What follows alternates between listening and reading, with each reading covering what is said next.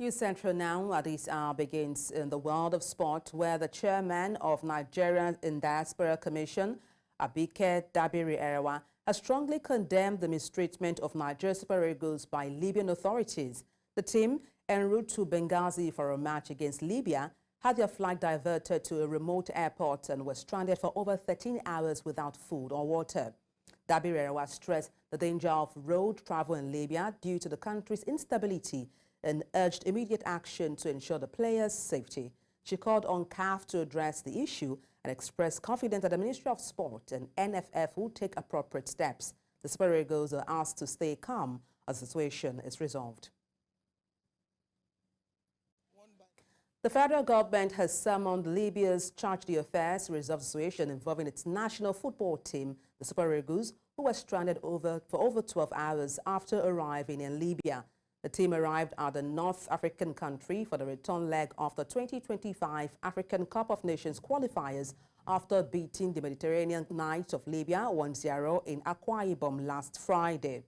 Minister of Foreign Affairs Yusuf Toga confirmed to the State House correspondent at the Presidential Villa in Abuja on Monday.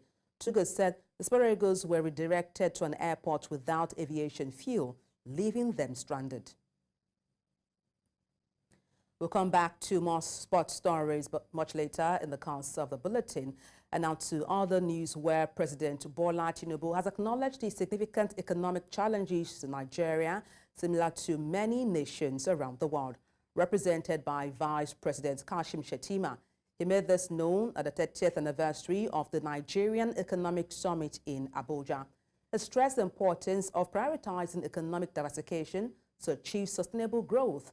Shettima explained that the government has embarked on bold reforms aimed at fostering economic growth and creating shared prosperity across the nation.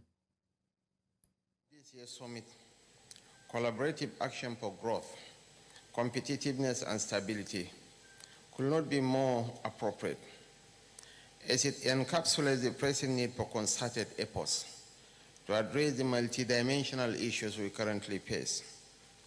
Like many other nations, Nigeria has experienced significant economic turbulence over the past few years.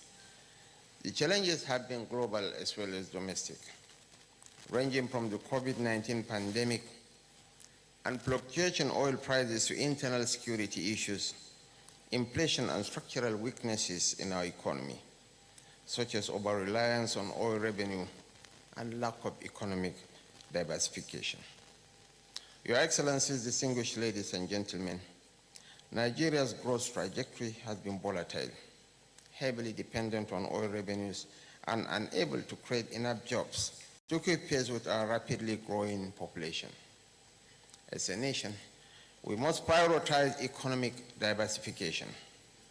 Your role in this process is crucial. Considering this, the present administration, through the Renewed Hope Agenda, has embarked on bold and courageous reforms designed to create an environment that fosters sustainable economic growth and shared prosperity. Our focus is on sectors that can offer inclusive and sustainable growth, such as agriculture, manufacturing, and the digital economy. Meanwhile, the federal government has assured Nigerians of better days ahead as it implements policies to revitalize the economy. And speaking at the 30th anniversary of the Nigerian Economic Summit in Abuja, the Minister of Budget and Economic Planning, Atiku Bagudu, expressed optimism, stating that despite current hardships, there is hope on the horizon. Bagudu expressed confidence at the state of the nation's economy, explaining that it is facing the right direction with decline in inflation, among other economic indices. Distinguished ladies and gentlemen, including these governance and institutional reforms have helped improve our macroeconomic performance. Our GDP has been enhanced from 2.98% growth in first quarter of 2024 to 3.19% in quarter 2 of 2024. Former Chief Executive Officer of the Nigerian Economic Summit Group, Laoye Jayeola, says the Nigerian government should make itself believable to its citizens when rolling out economic plans. He was speaking today at the 30th summit of the group taking place in the country's capital in Abuja. The former CEO said the actions of government is setting the country on the path of economic growth and should be evident in the actions of government officials.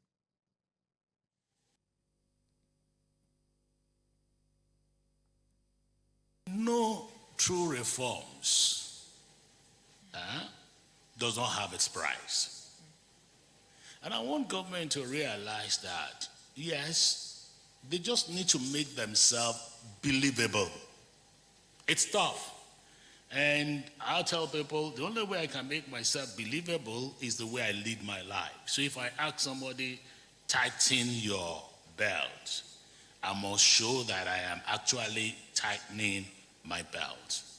Because this reform, we knew was going to bite all of us. I told somebody, I said, 2-3 years, we will face this wahala. But one thing I want government to do is the government to leave the reforms. Just leave it. Show it, display it. When we need to cut costs, let's cut it. That's one thing I will say we need to do so that people believe us. The second thing that is close to that is that, you know, politicians, they have not finished one term. Everybody is thinking about second term. Let's just do what we need to do in this one term and do it well. And if we get the desired result, Nigerians will bring you back. But we worry about the next time. Let's be focused and let's drive it. And now to politics, where a faction of the new Nigeria's People's Party, NNPP, has rejected Senator Rabiu Musa Kwankwaso as its leader. At the NNPP Secretariat in Minna, Niger State, factional national chairman Dr. Gilbert Agbo stated that Kwankwaso's suspension by the National Working Committee ended his membership and influence in the party. Agbo, leading the anti-Kwankwasia campaign, symbolically burned the group's signature red caps, signaling disassociation from Kwankwaso's faction. He also announced that Kano State Governor Kebiru Yusuf must face the party's disciplinary committee. In response, Kwankwasia leader Malam Danladi Umar Abdul Hamid dismissed Agbo's leadership as illegitimate, affirming Kwankwaso's position under Dr. Hamed Ajuji's chairmanship. And staying with internal politics of the NNPP, over 1,000 members of the All Progressives Congress APC in Kano State have defected to the new Nigeria People's Party. The mass defection occurred in Tofa and Gari local government areas, with the defectors joining the Kwankwasia movement led by Senator Rabiu Musa Kwankwaso. NNPP State Chairman Dr. Hashmim Suleiman Dongurawa officially welcomed the new members during a ceremony that also kicked off the party's chairmanship campaign for the upcoming local government election. NNPP candidates Yakubu Ibrahim Adis of Tofa and Hashimu Maisabulu of Gari expressed confidence in the party's growing popularity, citing the wave of defections as a sign of increasing support in the region. And still on politics, where the Human Rights Association of Nigeria has raised concerns about internal crisis within PDP, People's Democratic Party, and Labour Party, LP. Hariwa alleges that the ruling All Progressives Congress APC is behind these conflicts to weaken political opposition.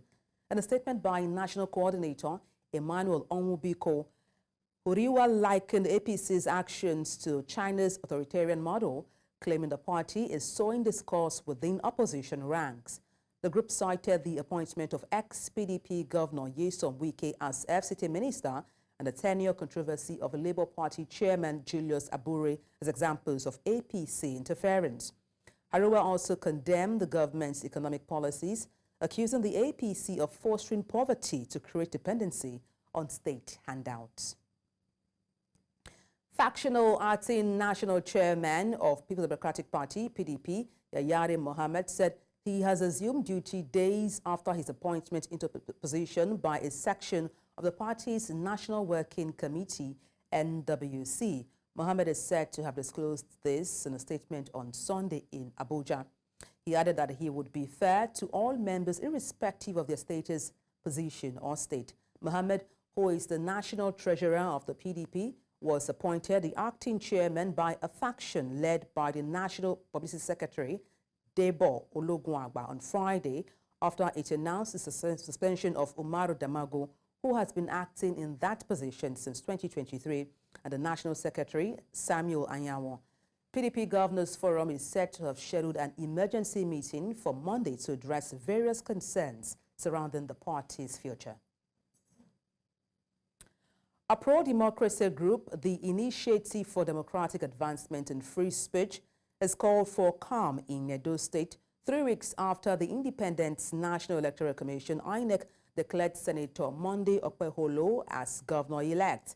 The group urged the PDP and its candidates, Asue Ighodalo, to accept the election result. In a statement released in Abuja on Monday, the group's executive director, Patrick Osaigbovo, made the appeal, urging the PDP to respect the democratic process. Now, this development comes just 1 week after Ighodalo's supporters staged a protest at the INEC office in Benin City, claiming the PDP candidate was the rightful winner of the governorship poll. Osaigbovo expressed concern over the party's actions, accusing them of intensifying attacks on state institutions, including INEC and security agencies, following the election loss. Senator Okpeholo was declared the winner with 291,667 votes, while Ighodalo came in second with 247,274 votes. In preparation for the upcoming governorship election in Ondo State, the Independent National Electoral Commission, INEC, has announced that the collection of permanent voter cards, PVCs, will begin on Thursday, October 17th, 2024. And this was disclosed in a statement by INEC National Commissioner and Chairman of the Information and Voter Education Committee, Sam Olumekun, on Monday. According to the statement, a total of 89,777 new PVCs have been printed and delivered to INEC's office in Akure. And this includes 58,708 new voters and 31,069 individuals who applied for transfers, update or replacement of lost or damaged PVCs. The collection will be carried out in 221 centers across the state. The Commission urged all registered voters to collect the PVCs in person, as collection by proxy will not be permitted. The Ondo governorship election is scheduled for November 16, 2024.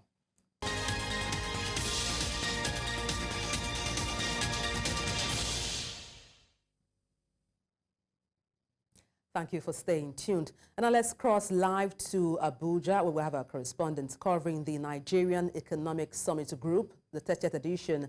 Perpetua Fasumi Peter joins us live. Perpetua, good afternoon to you, and just bring us up to speed as to what the highlight has been so far for NESG 30.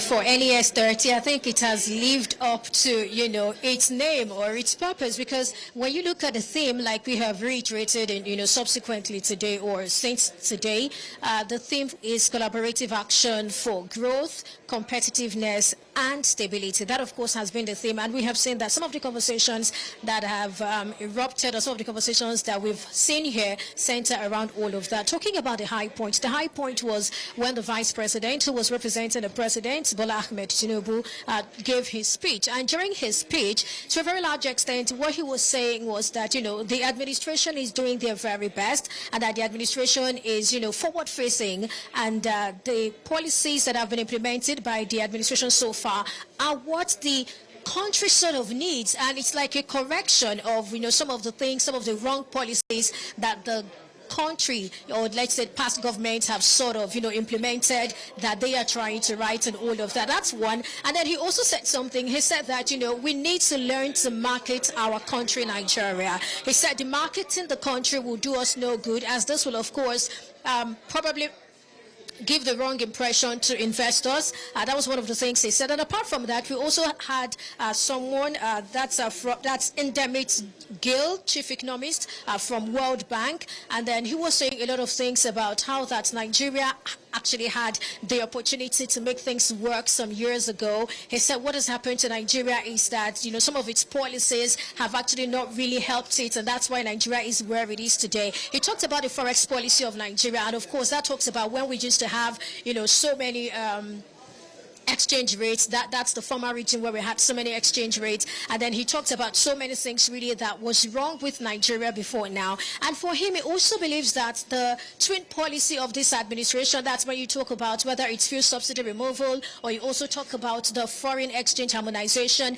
He feels those policies are what Nigeria needs to get, to where it should be economically. And then he also said something that sort of jolted everyone in the room today. He said Nigeria may need to wait for 10 to 15 years for us to see the result of all of those things. And almost everyone shouted, like, we're talking over a year of, inconsistency, over a year of instability in prices. We're talking over a year of so many things really, that Nigerians are going through, and people are almost tired and can't even wait for things to get better. And there he was saying that we'll probably have to wait for some 10 to 15 years before things will get better. We hope not. We hope we do not have to wait that long anyway.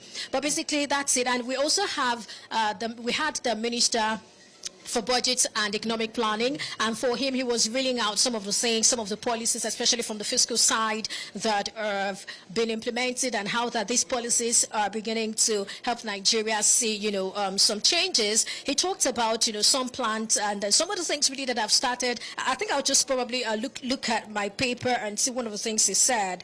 He talked about 2 lithium processing plants that are being built in Nasarawa State. If you ask me, that's a beautiful one. That's a good one, and it's my hope that this will see the light of the day, and the story will not be that of some refineries that we've been talking about and postponing, they are coming on stream. I hope that will not happen to it. And then he also talked about the GDP, which expanded to 3.19% in Q2 2024 from 2.98%.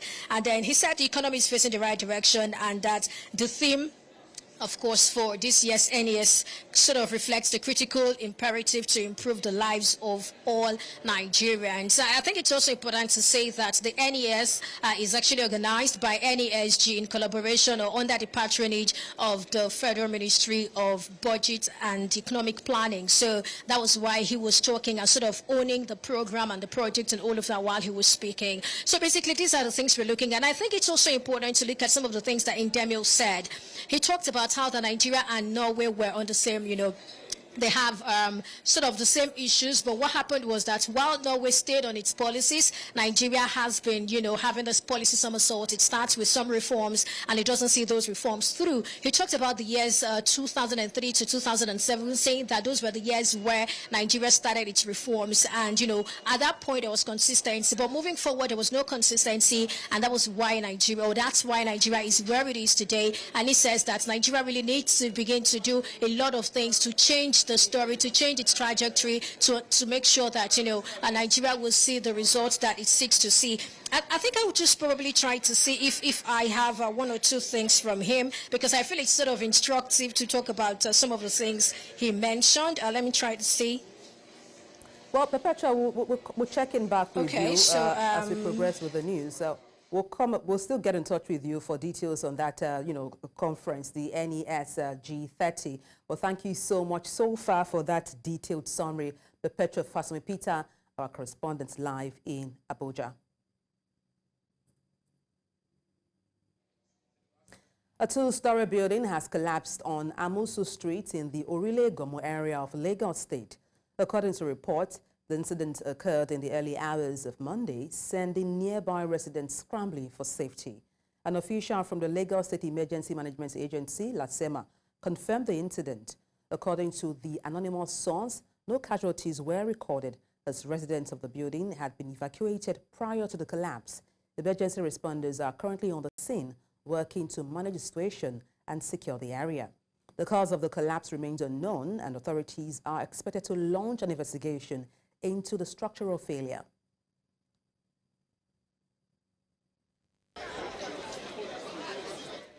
The dramatic collapse was captured on video and quickly spread across social media. By the time News Central arrived, the building had completely crumbled to the ground, drawing a crowd of stunned residents. On my way going out this morning, that's when it happened. We had the sound about 30 minutes before, and later it just calmed down. That's all we just know. Security personnel and relevant agencies swiftly arrived to secure the site, preventing any potential looting. Local authorities, including the councillor of the area, confirmed the building had been marked for demolition, prior to its collapse. This particular building has been marked for demolition, but because of the way our people are, so whenever the enforcement, the necessary agency came around to remind them of the level of the building, they keep begging, pleading for time. But as God will have it, God said this is the reality, the sad reality of what is going to happen today. Usually when buildings come crashing down like this in Lagos, the integrity of the adjoining buildings or buildings close to it is tested to see if these buildings will still stand. But on getting here, it doesn't look like there will be any need for integrity testing on this building close to the collapsed one.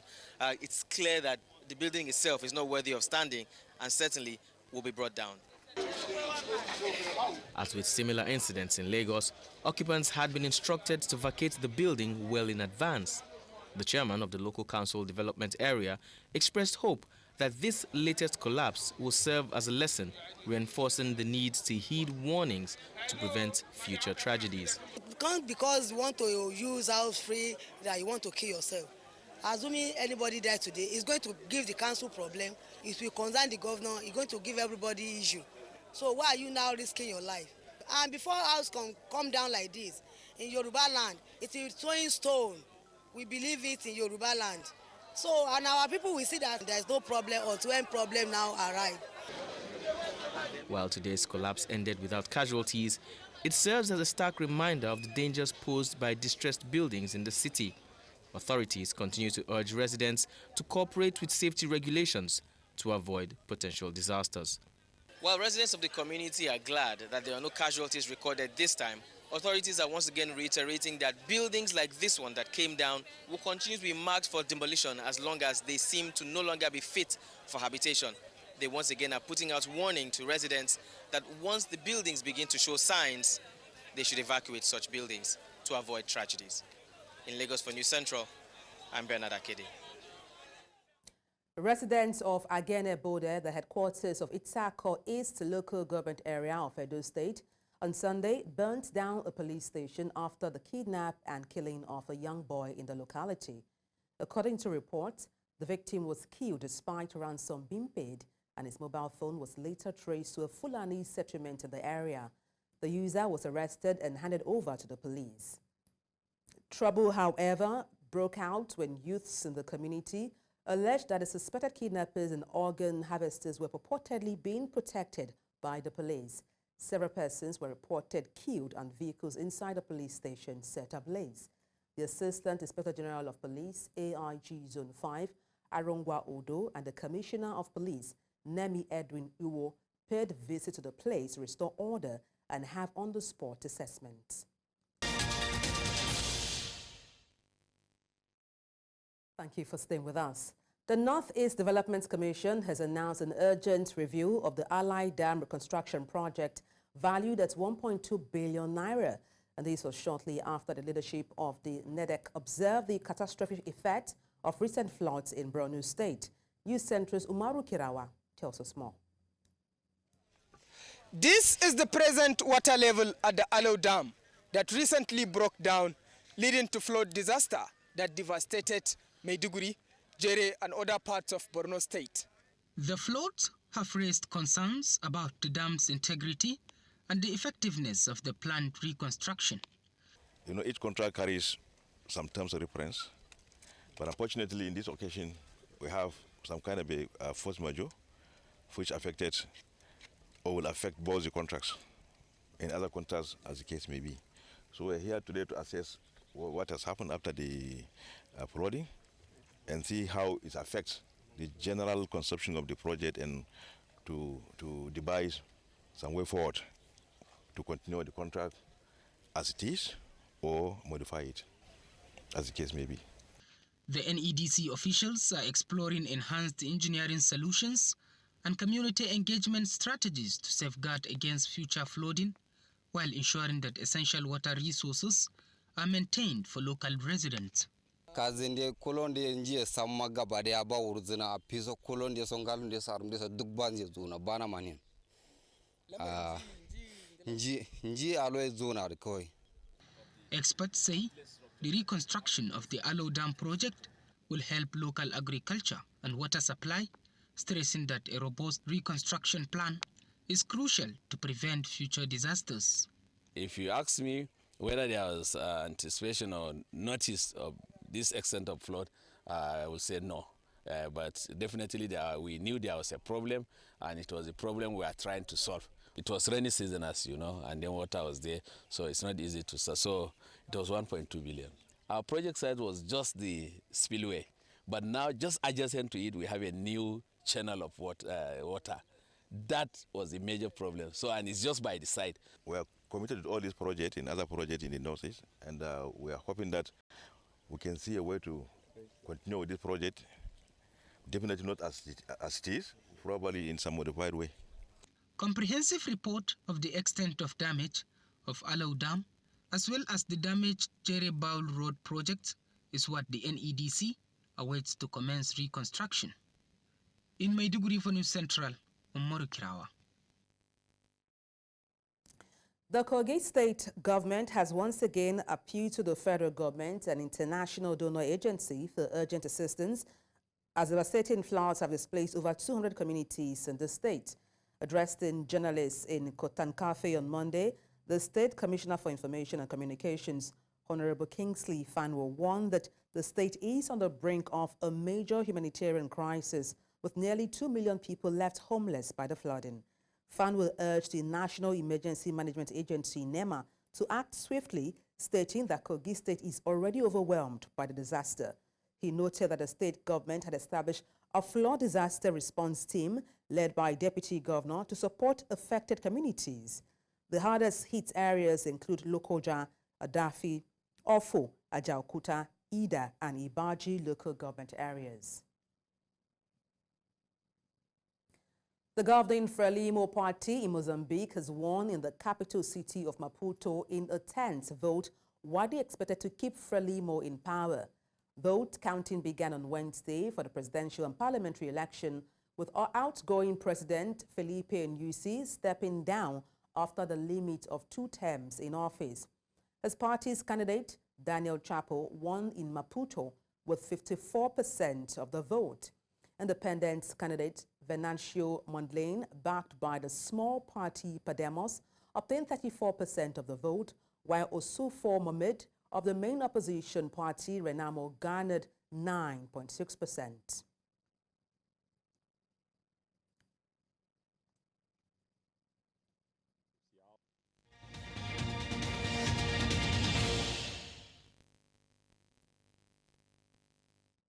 The United Nations says the campaign to give hundreds of thousands of children in war-stricken Gaza the necessary second dose of polio vaccine will be more complicated than the first round.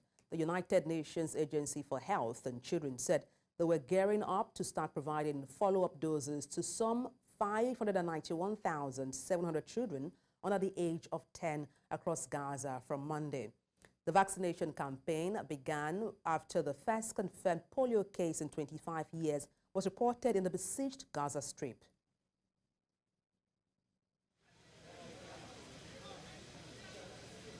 أتينا لحملة التطعيم في المرة الثانية من لقد علمنا ذلك من خلال وسائل الإعلام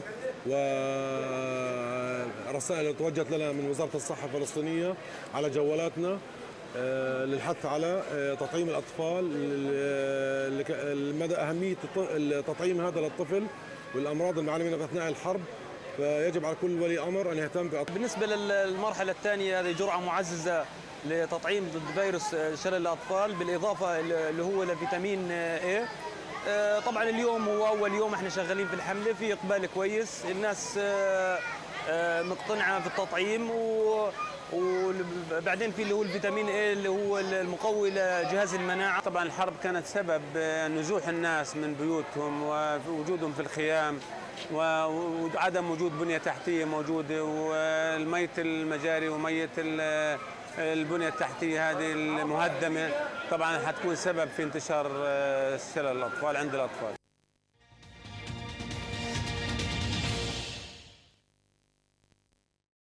The World Bank downgraded its economic growth forecast for sub-Saharan Africa as a raging civil war in Sudan stalled activity and held back the entire region.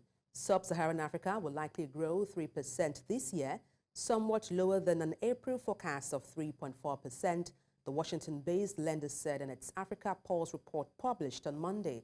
The region's economy expanded 2.4% in 2023. The slower growth rate was largely blamed on a brutal conflict in Sudan, which erupted 18 months ago and has continued to escalate. The fighting has displaced many.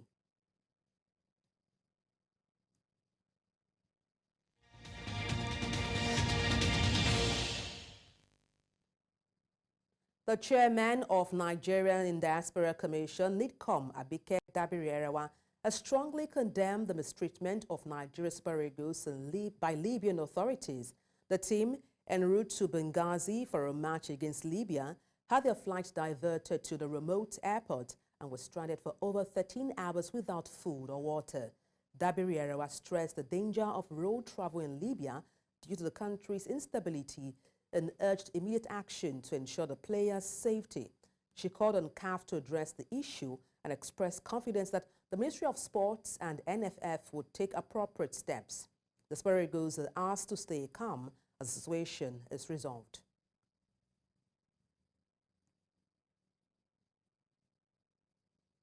In the meantime, players and officials of the Nigerian national football team, the Super Eagles, have now arrived in Nigeria after abandoning their 2025 AFCON qualifier against Libya.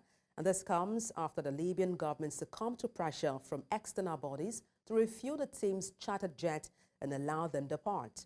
The team's chartered plane has landed in Kano to refuel and will proceed to Abuja afterwards. The Nigerian players were abandoned at the Al Abrak airport without food, water or internet for over 15 hours. Meanwhile, the Confederation of African Football, CAF, has reacted to the situation. In a statement on Monday, CAF described a long delay experienced by Super Eagles players and coaches at the Libyan airport as disturbing and unacceptable. The African Football Governing Body noted that the matter has been referred to its disciplinary committee for appropriate action. And to unpack this, we're joined by News Central sports editor, and that's Babatunde Koiki. Babatunde, just explain why the Super Eagles were held hostage in Al Abrak Airport and why they subsequently abandoned their 2025 AFCON qualifier against Libya. Well, thank you very much. This is pretty simple case of tit for tat by the Libyans. The Libyans had actually come to Nigeria just last week to play the first leg of their 2025 AFCON qualifier, but they claimed that they had been mistreated by the Nigerian officials, and they had promised that they would reciprocate in kind. And when Nigeria came to Libya, the honest truth was that the Libyans, their travel plans to Nigeria were pretty much fraught with inconsistencies. Their chartered flight had actually landed in Port Harcourt as against Uyo, which was the venue of the game. Now, when they arrived in Port Harcourt, the Nigerian authorities gave them clearance to fly with their jet to Uyo, but the team refused to do so because doing so would mean that they would incur additional costs. The chartered plane had actually contracted with them to bring them from Tripoli to Port Harcourt and nowhere else, and they were demanding for additional payment in order to fly to Uyo. So because of that, they now chartered buses. They refused the buses that the NFF had provided for them. They chartered buses and now drove to Uyo from Port Harcourt at night. Now, this was totally without the wishes of the Nigerian Football Federation, who had already mobilized at Uyo to receive them and had to start scrambling in order to receive them at Port Harcourt and transport them as best as they could. Now, the Libyan team, especially their captain, had gone onto social media and gone onto other media platforms in Libya claiming mistreatment, that they had been abandoned and that they had been mistreated by their Nigerian hosts. And this was why you saw that Nigeria were also pretty much abandoned at a very small airport outside Benghazi and abandoned for 15 hours without food, water, internet, any kind of reception, and which is pretty much against the norm. And to be honest, it has been happening for quite a while. North African teams always seem to get away with this kind of mistreatment of teams from sub-Saharan Africa. Well, Babatunde, the Libyan authority have refuted that claim, saying it was just the mere routine air traffic control protocol. No, that is absolutely incorrect. The Nigerian plane was cleared to land in Benghazi on their approach to Benghazi, while they were descending, they received further directive from the control tower at the Benghazi airport, directing them to Al Brak Airport. Now, this has never been done before. All the teams that have been flying to Libya over the past 1 year have never been diverted to that small airport. It was pretty much a ploy by the Libyan authorities to frustrate the Nigerians and ensure that there will be no frame of mind in order to play that game. And that's exactly what they have succeeded in doing. Now, with the Libyan FA suggesting the match has been forfeited and then CAF also launching investigation, what are the potential consequences for both teams now? And then how does this align with previous similar incidents in African football? To be honest, I don't expect CAF to do anything of note. This has been going on for quite a long time. North African teams, both national teams and club sides, have consistently mistreated Nigerian teams, sub-Saharan African teams, and have gotten away with absolute blue murder. So I'm not expecting CAF to do anything. In fact, I expect CAF to probably award the match to Nigeria. So I beg your pardon, award the match to Libya, grant them 3 points and 3 goals, claiming that Nigeria abandoned the match, despite the enormous amount of evidence that their hosts had mistreated them and pretty much, abducted or imprisoned them against their will. 15 hours in an airport with no kind of comfort whatsoever is abominable and unacceptable. So I don't expect CAF to do anything out of the ordinary, most likely because CAF is usually populated by North Africans in the upper echelons. I expect them to actually award this match to Libya and grant them the full points. Well, we do hope CAF looks into this and then judge fairly and squarely. But thank you so much, Babatunde Koiki, our sport editor here at News Central TV. We'll take a short break. We'll be right back. Stay with us.